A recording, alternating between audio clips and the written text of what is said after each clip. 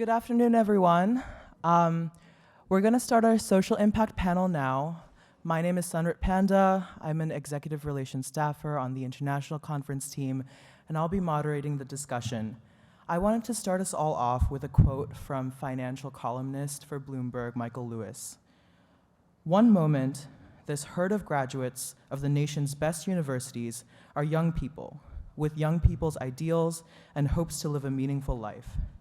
The next, they're essentially old people, at work gaming ratings companies and designing securities to fail so they might make a killing off the investors they dupe into buying them, and rigging various markets at the expense of the wider society, and encouraging all sorts of people to do stuff with their capital and their companies that they never should do." Such is the perception of a lot of corporate activity, financial activity in the world. So we've brought you 6 top executives who are doing good work at their companies to change this reputation of business. So I'm going to introduce them one by one, let them say a little bit, and then we'll get started into the content of this panel. First, we have up Vikki Tam. Ms. Tam is the head of Bain's global social impact practice with a distinct focus on economic development. Ms. Tam spearheads partnerships with Endeavor and Acumen, as well as several other nonprofits around the globe. Ms. Tam joined Bain in 1998 and was formerly a partner in the Shanghai office. She has advised clients across multiple locations in the Asia-Pacific region, including Beijing, Shanghai, Hong Kong, Tokyo, Singapore, and Sydney. While in China, Ms. Tam led the tech and telecom practice and started the pro bono program in Greater China. Ms. Tam earned an MBA from the Wharton School of Business. She graduated Phi Beta Kappa from the University of Pennsylvania, where she received a Bachelor of Science degree in economics.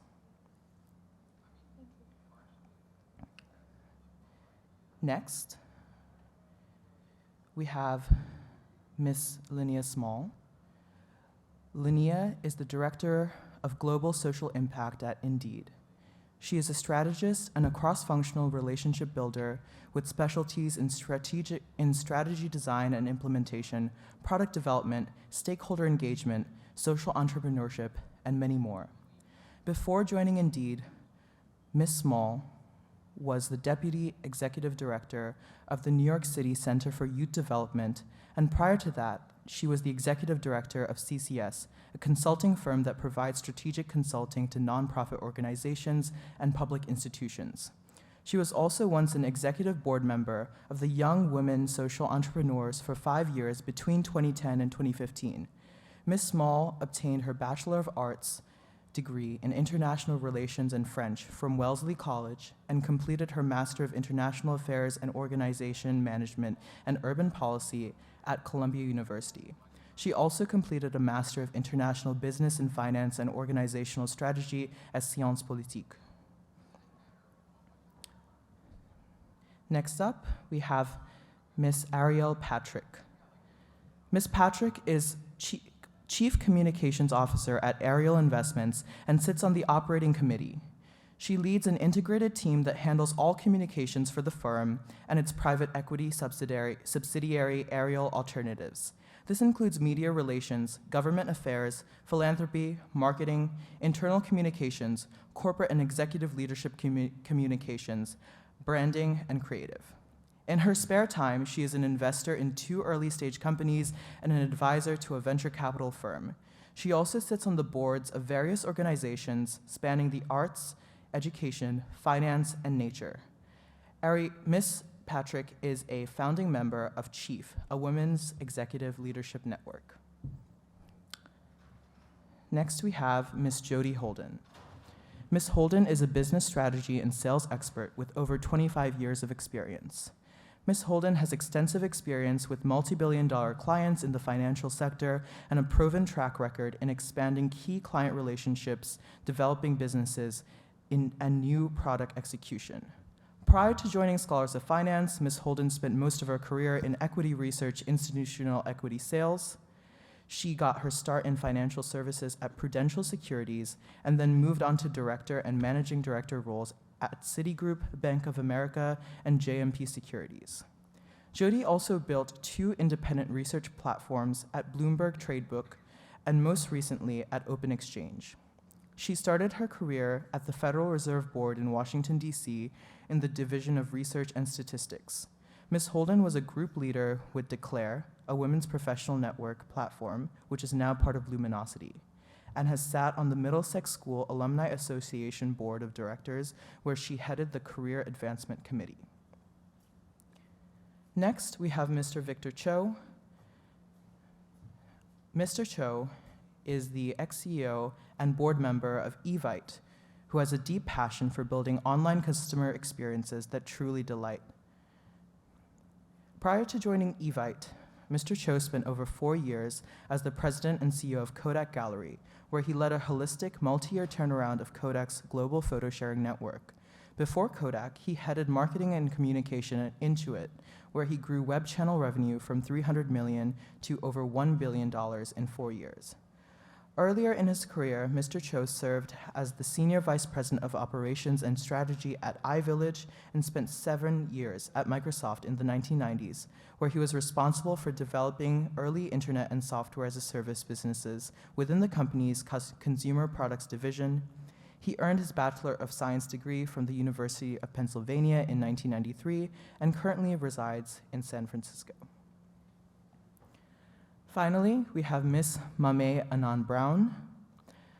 Ms. Annan-Brown serves as Executive Vice President of Global Communications, Public Affairs, and ESG at Kontoor Brands. Kontoor is a global lifestyle and apparel company with a portfolio led by 2 of the world's most iconic consumer brands, Wrangler and Lee. With operations in over 60 countries and heritage spanning over 200 combined years, Kontoor is a purpose-led organization focused on leveraging its global platform, strategic sourcing model, and best-in-class supply chain to drive brand growth and deliver long-term value for its stakeholders. Ms. Annan-Brown has responsibility for all aspects of global corporate communications, public affairs, and ESG strategy. She leads integration of Kontoor's global ESG efforts, spearheading strategy, integration, reporting, and engagement across the company, and chairs Kontoor's ESG Council. All right. Apologies. Okay, now that introductions are underway, I would like to introduce the concept of social impact at a business level. Today, we're going to cover 3 broad categories: ESG, which are environmental, social, and governance factors in investing; CSR, corporate social responsibility; and DEI, diversity and inclusion. So let's start with ESG, which is a set of standards for a company's behavior used by socially conscious investors. I'm going to invite the panelists to answer the question, what ESG considerations does your company make in its investments and practices? And feel free to jump in.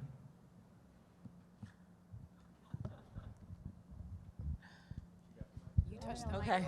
Well, I don't know. Hi, everyone. Thank you for having us. This is absolutely fantastic. And I was joking to my fellow panelists that when I was your age, I certainly was not at a business conference on a Saturday. So you're already far ahead of us. So, at Ariel, we've been doing, I think I want to stay away from the term socially responsible investing. I think just we've been investing with ESG factors in mind for 40 years. And way before it became a fancy acronym that people love to throw on their annual reports. And I think a big part of how we think about ESG is what we call active engagement. So rather than simply taking a position in a public company and moving on and having the research team work behind a curtain, we actually actively engage with our with the CEOs and board members, of our companies very, very frequently. In fact, we can point to 55 instances over the past few years where we have helped place a person of color on the board of one of our portfolio companies. That's an example of the S, for example. So I think it's more about rolling up your sleeves and having active dialogue with portfolio companies and not simply having negative screens or other types of frameworks in place where you either eliminate companies based on frameworks that you have in place or gravitate toward others just because of certain factors. We take a really hands-on approach, and we're just really excited about that. Thanks, Arielle. That was really, really interesting insight. So terrific to be here. I remember when I was starting out in corporate America, I started at JP Morgan in the investment bank and thought I would end up, ruling Wall Street. And fast forward 20 years with a couple of stops through Washington, a very long stop at the International Finance Corporation and the World Bank, and then apparel. It's interesting that your career takes a really fast arc. But in terms of ESG, I think I'm probably the one person on the panel that is the biggest offender in that everyone knows that the denim industry is, in addition to cars and manufacturing, the highest emitter and also the highest user of water in any part of any corporation. So ESG at Kontoor is essential to what we do, and we think about it in three ways. We think about it from a people perspective, product, and the planet. And from a people perspective, I was listening to the Impact Challenge, and I heard a lot of pitches about responsible corporations. People for us means fair labor practices and ethical labor practices. We have factories all over the world, places like Ethiopia, Nicaragua, and Mexico. So we need to ensure that we have fair labor practices to make sure that that product is being produced in a way that's not, impinging on someone's human rights. From a product perspective, I think you'll all be interested to hear that the average one pair of jeans takes 1,800 gallons of water to produce one pair of jeans. And that is the equivalent of each of you in this room taking 104 showers. So if 1,800 gallons of water is 104 showers, and that's what it takes to make one pair of jeans. So from a product perspective, you can imagine we are very focused on water conservation. And Wrangler and Lee, 200 years of history, you probably don't know, is a leader in water conservation vis-a-vis our competitors like Levi's, Ralph Lauren, Gap, H&M. So we have made the goal to save 10 billion gallons of water by 2025 as part of our ESG ambitions. And we invented a foam dyeing technology where you use air instead of water to dye jeans. And I think the last area is around product and cotton and sustainable cotton. For those who follow our industry, cotton is a very thirsty product. It requires a lot of water to produce a bale of cotton. So we are looking at sustainable sourcing of cotton. We're also looking to last month we banned forever chemicals in our production line. So the long story short is that ESG is a very complicated enterprise and an apparel company, but we really feel we have a responsibility to adhere to the SDGs and the UN climate goals, and we are really at the table right now trying to make that happen for the future of the world, really. Thanks. I can comment on our approach to ESG at Bain & Company. For those who may not be familiar, we are a management consulting firm, one of the top 3 consulting firms in the world. And the way we think about ESG, and I know we're going to talk about DEI and social impact later, so I will save those comments for later, but it really is about how do we approach the work we do with our corporate clients. And it's a journey we've been on for a little while now, and we've just made a commitment to embed ESG into 100% of our work with clients. And that's really about helping our corporate clients to embed ESG into the core of their strategy and operations. We focus on a number of key topics that represent some of the toughest challenges we have. One is about the energy transition that the world has to make, meeting net zero targets. Second is, and these are not necessarily in order, food systems, building healthier, more sustainable, more inclusive food systems, embedding circularity into companies' operations, driving more equitable social and economic outcomes, and last but not least, how do we use entrepreneurship and impact investing, ESG investing, again, to meet not just economic goals, but also social and environmental goals as well.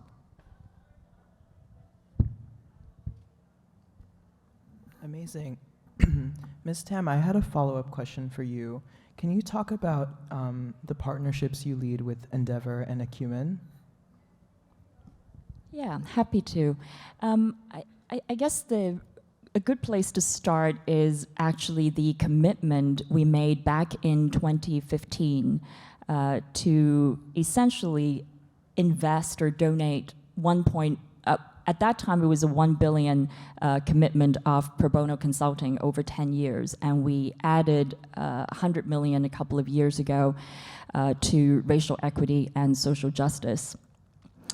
And that was a big deal at the time. We're one of the very few consulting firms, might be the only one to have made that a public commitment. And the idea behind that is that how do we give away what we do best, which is our talent and our expertise, and our pro bono teams, full case teams, and work with some of the, what we call leading social innovators in the world. And these are generally nonprofits, so most of them are in the social sector, but not exclusively. We've also used that capacity to work with public sector.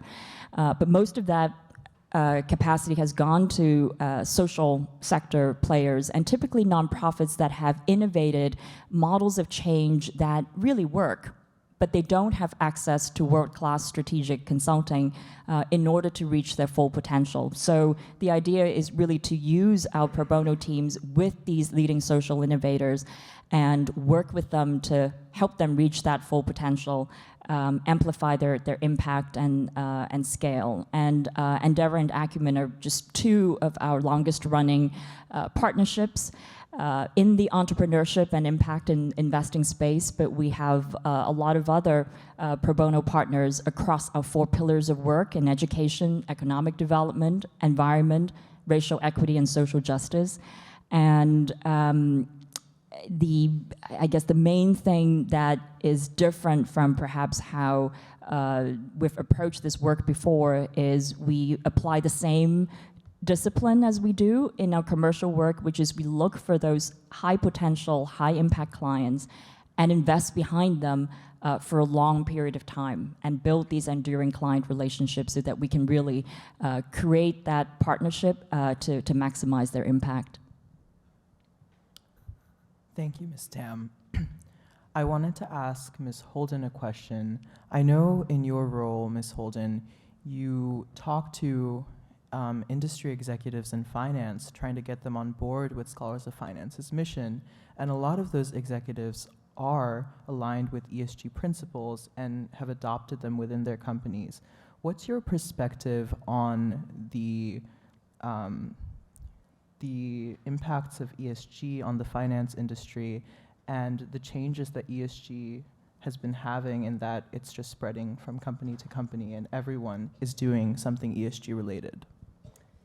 Good. It's a good question because it's still developing, I think, and transitioning, daily.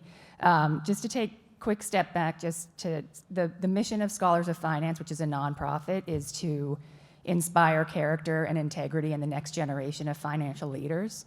So the corporate partners that we interact with and the executives who serve as our mentors and speakers are all aligned on our mission and our value, and we go out of our way to make that make sure of that when we're considering different partnerships. I would say I think the interesting thing with ESG, and we were speaking before the panel actually officially started, is that there really hasn't been any, as everyone knows who reads the news, there's been no sort of rules and regulations and guidelines in place until recently, and even those are still developing. So I think, especially in the financial world where you're looking, predominantly at investors, whether it's investors in, private equity projects you're doing or investors in stocks of companies, there was just kind of a piling on to anything that used the term ESG or, discussed being somehow related or making strides in that way. But there was no real sort of proof of what actually was being done in these companies. And I think in terms of a negative, it would be that it led, as often happens in the world of finance, to some, I wouldn't necessarily call them bad actors, but some overstatement of what companies were doing. And, and actually from the investor side, it also led everyone to throw something into their investment charter saying, we're only going to invest in companies that have ESG activities. So it sort of created this frenzy of, let's just say that we're doing something in ESG, and then the investors could say, okay, then we can invest in that company. I think now everybody's kind of taking a step back, and for better or worse, there's somewhat of a negative connotation around ESG, which I don't think should ultimately be the case broadly, but I do think the way it's been handled to date has not been good. But I would say from a positive perspective, it's that companies and investors are now considering these three elements in their business decisions and in their investing decisions. So the next step is going to be to really put the framework around it to make sure that things aren't being, overstated or, to be honest, irrelevant to actually making improvements. Thank you so much. I wanted to ask Ms. Annan-Brown a question. As Ms. Holden pointed out, ESG is usually used as a term within finance to discuss characteristics that investors are looking at to make socially responsible investments. However, as a clothing brand, Kontoor also implements ESG in its products. Can you please discuss how Kontoor, I guess, goes about the E, the S, and the G specifically? I know you gave some specific examples, but what about a broad strategy philosophy? No, I think that's a great question. You use the word investors, and we're almost a $3 billion company. We are in over 70 countries. We have a very, very sophisticated investor base, and I would argue that our biggest stakeholder in ESG is our investor class of investors. So when we think about ESG, we're really describing it, and I guess because I come from an investment banking background, talking to those stakeholders. Are we a company worth investing in? If you look at our stock price today, it's driven by the confidence that investors have in us to stay with us for the long term. So in terms of our broader strategy, I mentioned that it's around people, product, and planet. But it's also around how we think about other factors like diversity and inclusion. A big part of our ESG story is our work around building a diverse workforce and also what we call market equity, which is a new term in a way because it describes how we want our consumers to look at us as a company. Do we represent all of you sitting out there from a racial perspective, from a gender perspective? Do we represent you in our marketing? So we're looking at D&I on that lens. And I think the other piece that I didn't mention when I talked about people, product, and planet is how we invest in community. If you look at, and I know many of you are probably studying finance, if you look at BlackRock, any of the big private equity firms, and you look in their annual reports, there's always a significant section about how those companies are supporting the communities. As the president of the Kontoor Brands Foundation, we are going to be investing in areas like food security, racial equity in education. And again, that makes us a company that stands by our values, and that makes us a company that is worth the investment and staying with us for the long term.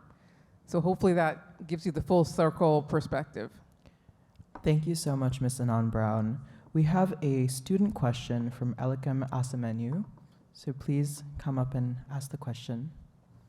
Hi, my name is Cecil Elikem Asamenu. Ms. Annan-Brown, by your name, I would speculate you're Ghanaian, and I am too. According to Optoro, a company specializing in return logistics, 3.5 billion products are returned each year in the US. How is Kontoor looking at leading the charge for standardized sizing to prevent millions of denim waste in the world? Yes, so I got a heads up on this question, but yes, I'm from Ghana, so great to see a compatriot in the audience. Great question, in terms of, sizing, I mean, we'll break it down to small, medium, and large.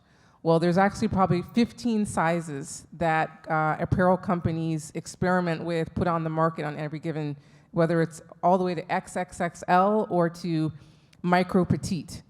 But when you produce a garment that you presume fits the normal standard average American or European male, and that size goes into mass production, sometimes you miss the mark because the humankind changes. And so the sizes don't sell because the traditional extra large is no longer the traditional extra large, and they sit on, and our inventories rise. So you've seen that most apparel companies are having inventory issues. So what does that mean to your question about how do we address that issue? We have designers and scientists essentially studying the sizing models and the data sets around that to ensure that we can meet our market where it is. And we're testing that with our customers, like big block customers like Walmart and Kohl's and Target, to test and learn to see if what we're putting on the denim pad is actually going to sell through over a 12-month period. So it's very much an experiment and a science, but it's a struggle that I think all of our competitors have, and one that we think we're leading on trying to solve. Thanks. Thank you so much, Ms. Annan-Brown. I would like to invite Ms. Haya Shah to ask a final question relating to some practical advice for students here looking for a career that has social impact. Hi, thank you so much to all of the panelists for coming here and being so insightful. My name is Hia Shah. I'm a student at Stanford studying economics and data science. My question was, as new college grads, what are some of the most prominent impact investing or divestiture spaces that we can explore as potential career paths, because they're not very well known compared to other fields in finance? Give one angle on that, which is there's a new corporate structure in the world called a B corporation, which a lot of people don't know about. And what is a B corporation? A B corporation is a specific corporate entity for a business that is out to do some social good in the world. It is a for-profit entity, so it runs like a traditional corporation, but it also has many layers of transparency, multi-stakeholder balance. I try to tell people that want to go do good, if you're thinking of a nonprofit, don't do that. Think about how you can turn that into an economic engine that also does positive social impact. So that would be one thing I would add, is take a look at those corporate structures for sure. I would agree with that for sure. I think, so for example, I go to bed every night feeling good about what I do, not because ESG is a principal investment strategy for us. It is not on any of our strategies, by the way. But I do know that the way that we behave in the world as, the first Black-owned investment management firm in the US, we focus on closing the racial wealth gap. And so protecting the capital of our clients is of utmost importance, many of whom are, if you look at the end consumer, say an employee of a hospital system that we're managing money for, that is incredibly impactful. So it's more about how you work, what gets you up in the morning, and less having working at a firm that has a social impact thesis. I would also be careful, because social impact is a new name brand that people are slapping on their strategies these days because it makes them look good. I'm not saying it's a fad that's going away, but I would say, if you really dig deep, I think it's more about what is the mission, what is the culture. You mentioned your 3 Ps. I think it was people, planet, product. We have our own, which we use, which is people, purchasing, and philanthropy. And so we look at not only, what is the makeup of your organization, but are people of color and women put in positions of power and decision-making situations. We also use the Rooney Rule from the NFL for hiring, so we ensure that there's at least one diverse candidate, especially at leadership positions. When we say purchasing, we're talking about supply chain and, vendor mix. So you want to work at a company that really not only has some rigor around measuring and reporting their vendor mix and their partnerships, but has a target in mind for what percentage should be represented by either people of color or women or veteran-owned businesses. You can come up with whatever you'd like. And then, of course, with philanthropy, making sure that you're not working at an institution that just gives one-off gifts for publicity reasons, but forms long-term meaningful partnerships over time and galvanizes their employee base to really invest in those relationships. So I would look at it that way, less so, is the mission of the company, directly focused on, investing in a specific community, because I think it's really possible to do well while doing good.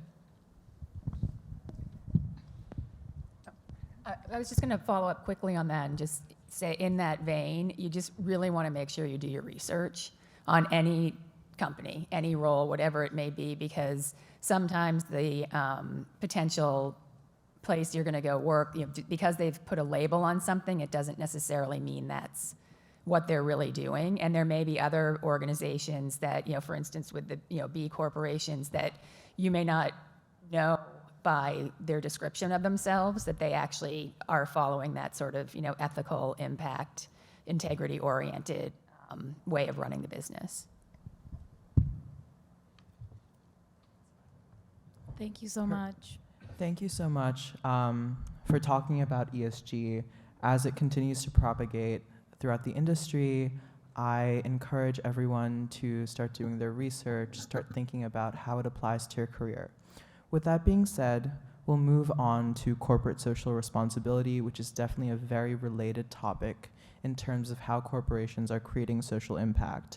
Corporate social responsibility is a business self-regulating itself by aiming to contribute to societal goals of philanthropic, activist, or charitable nature by engaging in, directly, or supporting volunteering or ethically oriented practices. So one of the biggest ways in which corporate social responsibility is implemented is by partnering with organizations that work with communities that try to better the world, sometimes nonprofits. So I'd invite the panelists to answer the following question. Which nonprofits does your company or organization work with, and how do you choose which causes to support? I can take one. So Evite, for those of you that haven't used it, your parents probably use it. Online invitation service. So I was the CEO there for 7 years. We don't actually attach to one nonprofit. We attach to all, 4 million across the world, or whatever the number is. So one of the first things I did when I ran the company is we added a very prominent button in the flow of setting up a party, which says, hey, instead of spending thousands of dollars on blatant consumerism, have you thought about raising money for a nonprofit that you might care about? And there's literally a one-click way for you to add a nonprofit. And then it goes out to all your guests saying, hey, come to my party, but instead of a gift, could you please donate?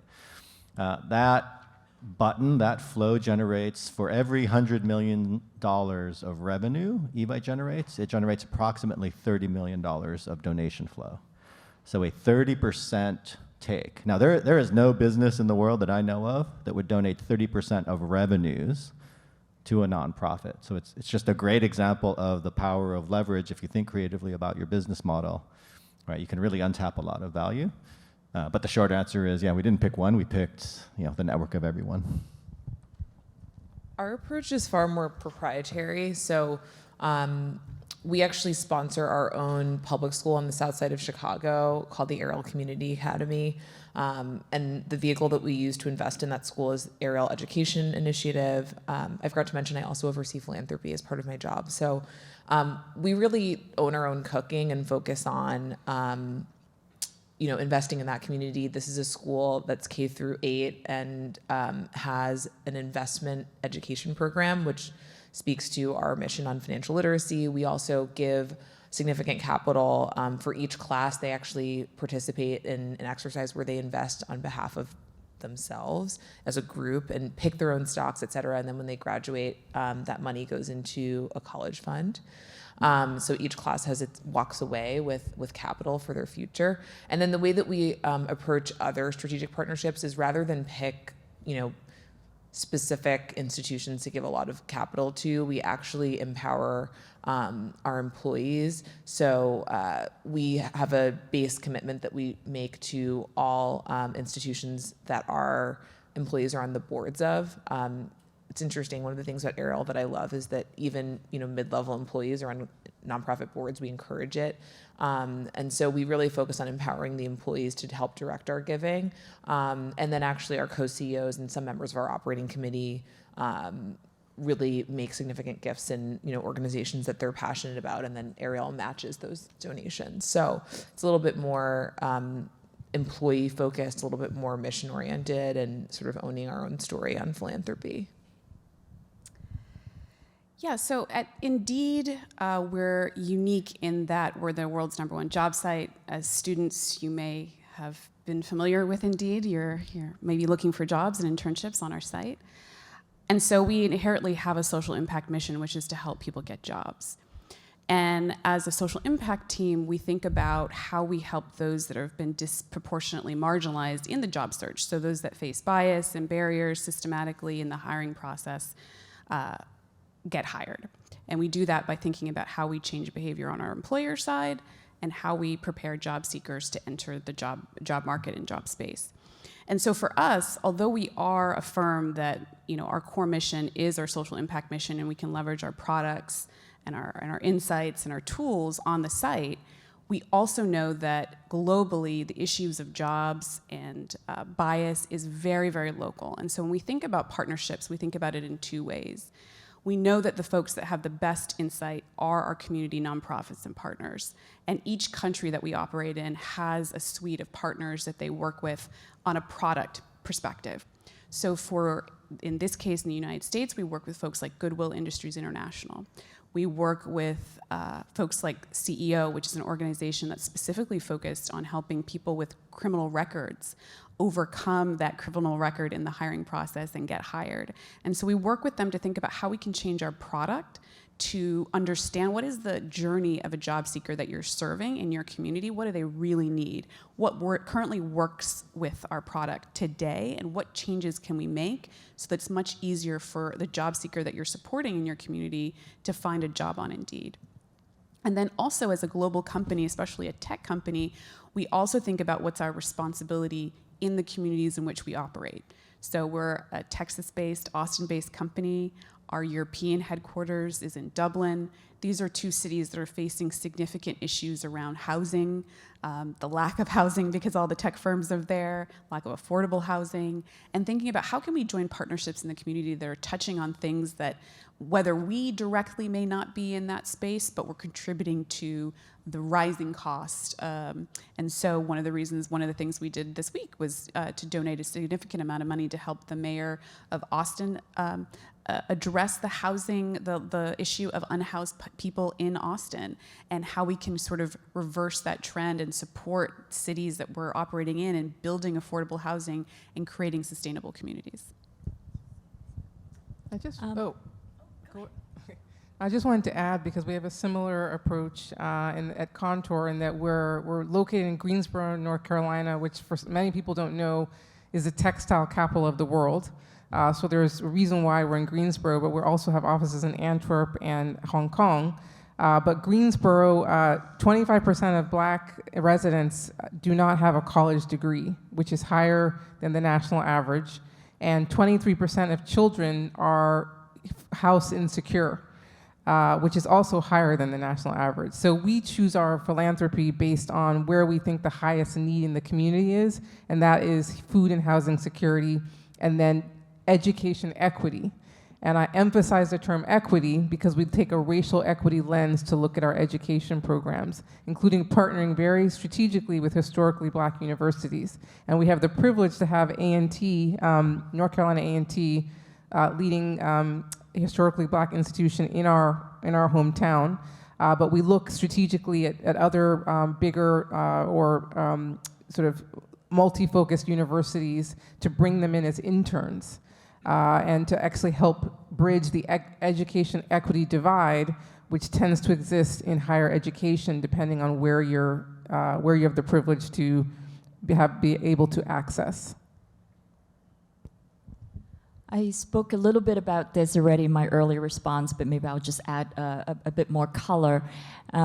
So I would say that our first generation, if you will, of CSR was very much focused on community engagement. So as I mentioned, we have 50+ offices around the world. So each office actually has a social impact chapter that engages with nonprofits, causes that the office feels very strongly about, and we do volunteering, fundraising, and so on.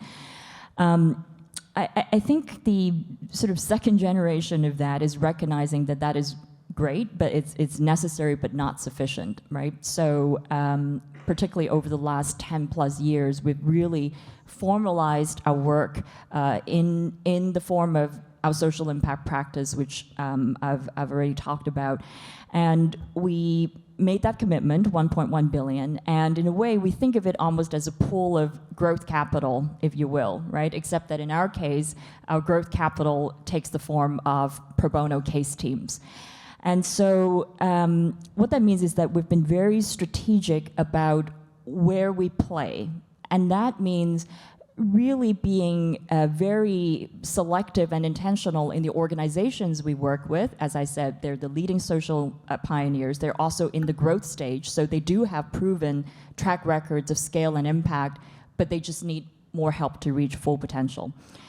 We want to work on the world's biggest challenges, right, across the 4 pillars, but we also want to focus on models of change that we feel we are able to make a difference in, right, where our skills can be additive. So typically the organizations we work with, the change models they have, there's a through line here, which is they do leverage business models, enterprise models, market-oriented solutions as a way to drive that sustainable and scalable change. So again, there's a selectivity, if you will, and an intentionality, if you will, in terms of the models of change that we focus on. Many of our NGOs across the 4 pillars do exhibit those characteristics. And I guess one more thing I'll say is that in the last few years, we're also recognizing that that alone is probably still not enough because our problems are so big and so systemic in racial equity, in economic development, that we actually have to be bolder. And so over the last few years, we have increased our investment in really designing and mobilizing innovative cross-sector partnerships. So bringing together often public sector bodies, social sector, and businesses to create solutions and new models that actually can address those systemic challenges. And one quick example I'll just bring up is 110, which is an organization that we help mobilize that has created a platform that connects typically underserved youth who are looking for jobs to corporate America, some of the largest companies who need that talent, and the mission of the organization is to not necessarily create, but connect 1 million of those jobs for Black Americans. So that's an example of where you really need to bring different parties together to create that solution. Thank you. I had a follow-up question for Mr. Cho. I know you talked about Evites, button that generates $30 million for every $100 million in revenue. But from a broader perspective, as the CEO, how did you balance priorities between employees, customers, shareholders, and society at large on a case-by-case basis? How did you weigh the social impact versus the financial goals that you have to meet as a company? I've got these pair of dice in my desk. No, I'm just kidding. So I'll give you a little peek under the hood. As a CEO, one of the most important things you do, it's of course, right, you're setting strategy, priorities, but maybe one of the most important thing you do is decide what you're not going to do. So if this is your business in the center of the table, we talk about stakeholders, right? You have your shareholders, right? Are you generating enough revenue? Are you generating enough profit to make them happy? You've got your customers, right? Are you delivering for them? You've got your employees as a third stakeholder, and I personally bucket society as a fourth stakeholder, right? I would throw in your partners, the environment, et cetera. I like that framework because what it allows you to do, to go to your question, is you can look very discreetly at each of those stakeholders and say, do I have a dialogue with that stakeholder? Like, do I actually understand what they want, what's most important? And can I set a set of priorities against that stakeholder that is what I call the critical few, right? The things with the biggest impact versus the counter to that and the enemy of that, which is the trivial many. What I see as a big gap right now we're talking about why is ESG starting to fail as a system or as a framework. It's because ESG is just a long list of things, and as an operator, if you're looking at the societal stakeholder and you're given a list of 50 things, it gives you no guidance on, well, which of those things is most important, right? Which is going to have the biggest impact. And I'll give you a tactical example. Facebook. Is anyone from Facebook here? Sorry, Facebook. I'm going to pick on Facebook for a second, right? If I take that lens of thinking of Facebook and society as a stakeholder, one of the biggest issues, probably the biggest single issue that it needs to fix is the disinformation spread that's coming from its network, right? That is way more important in my mind than the greenification of the Facebook servers, right? Facebook could not solve that problem. The world's going to be okay. Facebook doesn't solve that first problem. Actually, everything becomes difficult, right? And so businesses need a mechanism. I look at the world basically with the lens of who is the stakeholder, what's the most important thing to go solve, and then tick down from the top. Now, that gets hard when you're bouncing across multiple, right? It's actually very hard. It's like, well, my employees really need something, but my shareholders, that's going to be counter to their needs. That balancing act is basically the job of a CEO. Thank you. And I have one final follow-up question from a student who'd like to remain anonymous for Ms. Tam. As a person who grew up going to after-school nonprofits, I often noticed the problem was that initiatives propelled by the executive board did not meet expectations and did not reach the target demographic. As someone who leads the social impact practice from a global perspective, how do you look at the actions of these individual social impact teams creating actual lasting change as opposed to just helping and then leaving without seeing those changes enacted in real life? Wow, that's a tough one. I think that's one of the reasons why we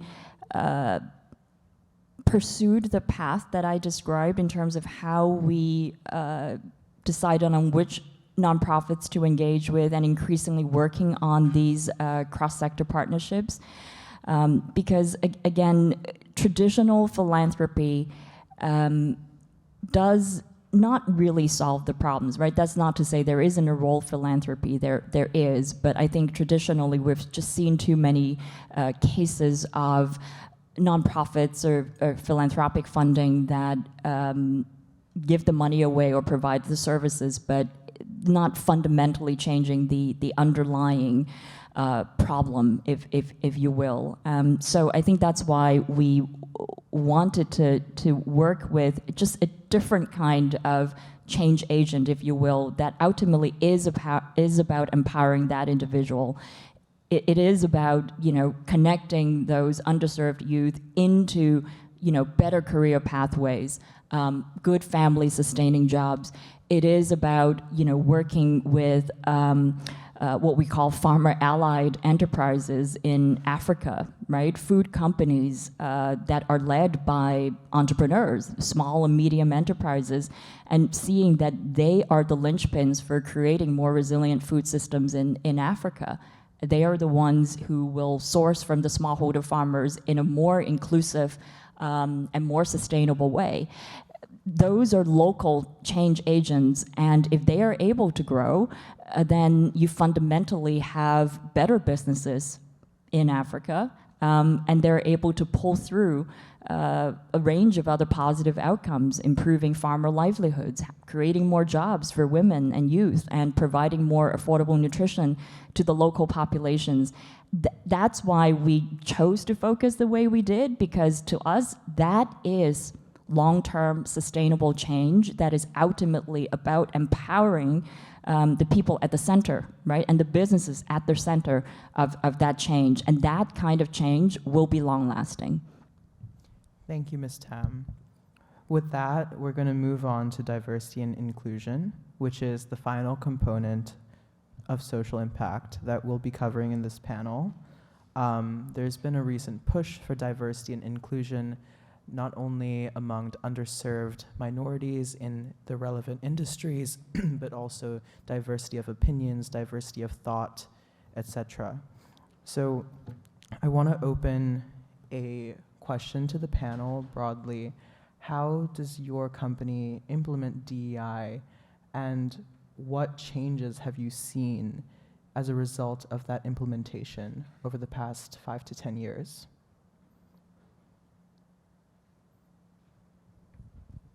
I'll start because I'm on the end. I think, such an important topic. From a personal perspective, I can attest that, after 25 years in corporate America and the U.S., I've definitely been the only woman in the room, the only African person in the room, or the youngest person in the room, right? So, or at the table. So I think D&I is experienced by people in different ways. But I think at Kontoor, how we look at it is, we have 14,000 employees, and 10,000 of those employees are in Latin America. They're in Mexico, they're in Nicaragua. And so 4 years ago, when we spun off from our parent company, we made 3 sort of bold claims. One of them was to increase the number of female directors by close to 50% by 2030.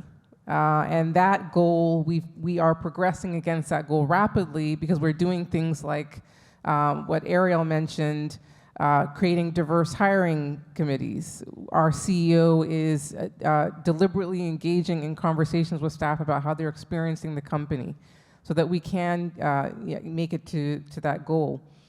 And then I think the last thing I'll say is that, microaggressions, all of the things we read about in the text about D&I, you asked the question, how have things changed?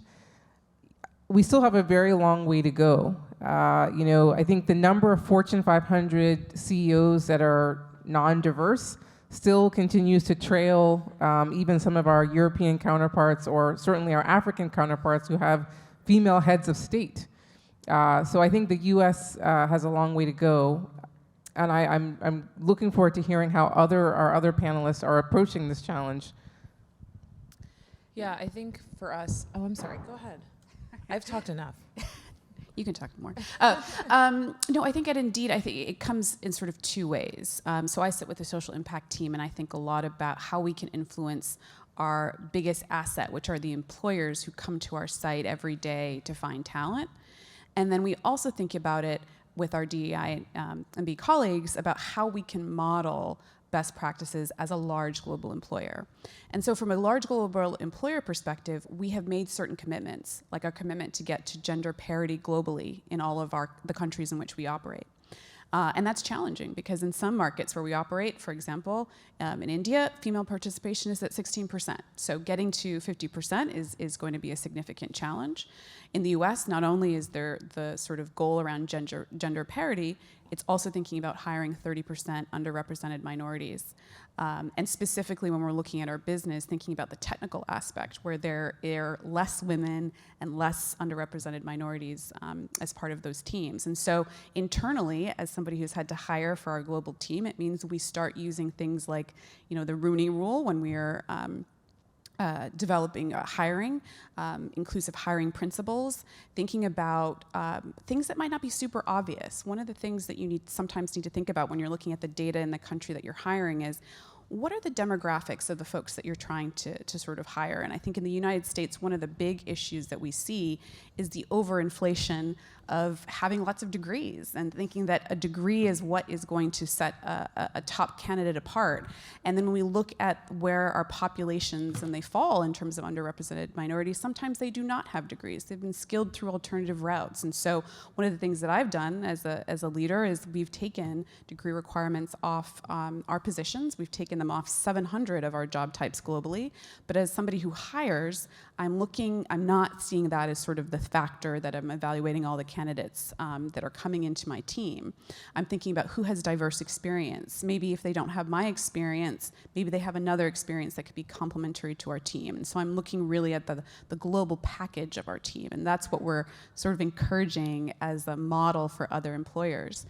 And then on the sort of external perspective, what my team does a lot is really answer the call that our clients are coming to us and saying, which is like, we cannot hire enough. We don't know where the talent is. And so it's coming up with innovative products and tools to test and help our clients identify alternative paths that they typically have not been using. And one of our major things that we're doing is we're developing a new product. We're helping our clients connect with a lot of job seekers that are coming out of training programs. Maybe you've had a decade of a career in the retail industry, but you've decided you want to start working in technology, and you've gone to a training program, and you have these great skills, but how do you tell employers that you have those great skills? And so helping make those connections is what our clients also need us and our help in doing, and we spend a lot of time thinking about it in that way.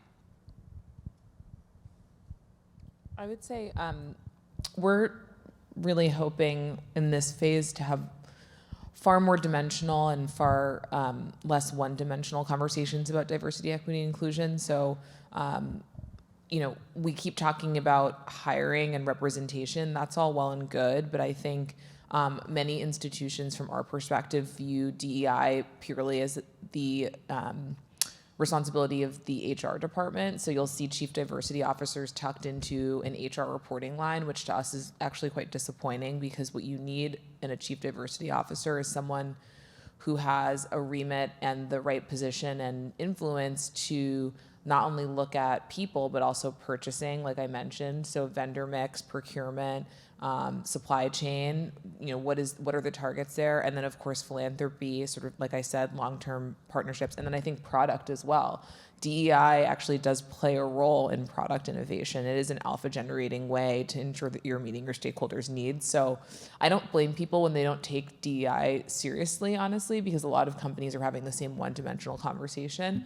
I think the other thing is that we're really expecting from our portfolio companies right now, and also ourselves, is more rigor, clarity, uniformity, and specificity on DEI targets and how you report them. If a CEO jumps on an earnings call and says, "Oh, we missed guidance, but we'll try better next time," they're losing their job. Whereas if you say, "We'll try better next time on DEI," that's continuously tolerated. So we're really looking for the same rigor around tracking, measurement. We say what gets measured gets done. I think that definitely needs to apply to DEI initiatives. And so, for example, right now in the Fortune 500, diverse representation in procurement, supply chain, et cetera, is about 2%. And a lot of those companies are putting in the same bucket women, people of color, small, what does that mean? And veteran owned businesses. I can go on and on about why minorities should be in the same bucket as small. But anyway, that's about 2% of supply chain in the Fortune 500 right now, and many companies are saying that they want to get to 20%, but they have no way of getting there. And so that's just an example of how rigor around tracking, measurement, and reporting can help you get where you need to go. I'll just coming from, actually it's a different perspective, because since Scholars of Finance is a nonprofit and we are a organization for students, we take the approach, I guess our approach would be almost that we're feeding the funnel in a way. And so right now we've got over 1,500 students at 45 universities across the country, including 6 of the HBCUs, one of them being North Carolina. And our metrics are, I think we're 64% minority, 26% first generation low income. So we are building programs and value-based forums and sort of the soft skills training that a lot of students need, especially those that come from some of these different backgrounds and they didn't grow up necessarily with a father or mother who was in investment banking, and maybe need some more of the skills and the access to mentors and speakers coming onto their campuses, not only telling them about their recruiting programs, but telling them about their journey and how they made it to be, an MD at Blackstone or BlackRock, and how they, overcame various diversities. So we call, DEI kind of a second mission almost, and we are trying to put some of the, measurements in place, but it's more putting the tools in the hands of our students to then go out and fix the problems that you all are kind of talking about that exist in having the right representation and measurements in the organizations. Thank you, Ms. Holden. With that student perspective, we have a question. Hi, I just wanted to say thank you for the talk so far. It's very inspiring. And I just wanted to ask if you guys have any advice for us in the room for overcoming imposter syndrome, especially when you're trying to break through those doors and actually have your voice heard, but you might be the only, young black person in the room or young woman in the room. Thank you. I might start and just share that I started my professional career as a management consultant, which was essentially a very, very young age being thrown into a room with senior executives pretending like I knew what I was talking about. It was a challenging experience. I think one of the things that I learned is that confidence comes by trying, and you really don't often have that confidence until you have the moment of success. And so sometimes you have to do whatever you need to do, which is, power posing, or really just kind of knowing that you really can do it. And sometimes that's very hard because you're the only person, you're the youngest, you're the only person of color, you're the only woman. But knowing that you have you've done the work, you've prepared for the meeting, you have things to say. Sometimes it's just the practice of putting yourself in the position of making a commitment every time you walk into a room, of asking one question or making one point, to build that confidence in yourself so that you truly believe that you have something important to say. I also benefited a lot from having people who believed in me when I didn't believe in myself. So for those partners that would leave me in Australia, which is a real story, never came to the meeting, and so I had to facilitate it by myself, but coached, hey, I'm not gonna make it, but you can do it. And you're like, okay, great, but I have no other choice but to do it. And those experiences, and really listening to the people who believe in you, because they have a lot more experience, and if they trust you, then you should trust yourself. I totally agree on preparedness. I think being the most prepared is you're getting halfway there, but I think the other piece is, I'm a big fan of mindfulness practice. My therapist comes through every time. One of the tricks that I use actually is that I have a running list on my phone of extraordinarily difficult situations that I've overcome that I thought I wouldn't be able to make through, or things that I've achieved that I hadn't expected to achieve, and I actually review that as data for myself to say I'm tough as nails. So I think you just need to have that data source in your mind of I wrote my thesis in X amount of days when I didn't expect to, or I overcame this really challenging moment in my family, or whatever it may be, because it's likely that when you're sitting across the room from a group of white men that you've probably got more grit than they'll ever have just based on your life experiences. So I think it's important to just have all of that data right in front of you to rely on, because you have to trust yourself. Honestly, it's about whether you trust yourself. I always say anxiety or stress is actually just your mind telling you that you don't trust yourself. So yeah. Yeah, I've got one tip. I was a weird kid at your age. I knew I wanted to be a CEO. I didn't know what a CEO was. I was like, I want to be the general of computer stuff. But I did have the foresight to recognize, kind of working backwards, what are the underlying skills that are needed to do that job? And literally for the first 15 years of my career, I would allocate around 10% of my time to learn the next level skill, right? So I was always chasing learning. I was never chasing title or experience. Even the roles that I took, I would ask myself, is this a underlying skill that's going to help me move up to the next level? What that does as a result is you start amassing all of these skills you don't need on your job today, but you start showing up with that skill set. And then when you get pushed into that stretch role, you're not flailing. You're not like, oh my God, I have no idea. You're like, oh, I kind of get this because I've been training for it, right, for the last N number of years. So having that bogey set ahead and then building up those skills when you have the time or make the time. Yeah, I'll chime in here. Such an important audience, and we all hope that what we're sharing is helpful. When I graduated from London School of Economics with a shiny economics degree, and I had done my BA at McGill, and I went straight. I didn't have any work experience, and I landed in the investment bank at JP Morgan, and over a 10-year period ended up heading up comms for 4 lines of business: commodities, equities, others. I never imagined that my career would go so quickly, but every day there was an experience where you felt like an imposter. I'll tell you a story. I remember once I was invited to meet with, I was chosen, there were 10 people chosen to meet Jamie Dimon to talk about our careers and get to know you. We're sitting at the table and he's sort of looking at everybody. He's famous for this sort of, who are you? And, so why are you here? I just remember, that type of feeling of imposter syndrome. So my advice for everyone in the room is a cliche term, feel the fear and do it anyway. Every role I took in my career over 25 years, I took the stretch role. I took the opportunity that someone else didn't necessarily think was interesting. And every time you do that, you build your credibility and you build your confidence. I would definitely endorse the idea of having sponsors and mentors around you, including people like us who you may meet at a conference and you might strike a good relationship with, or people within the company that you start working for or with that will talk to you when there's a closed room and also motivate you. And I had a lot of those in my career. So, thank you so much. With that, I'd like to wrap up our panel.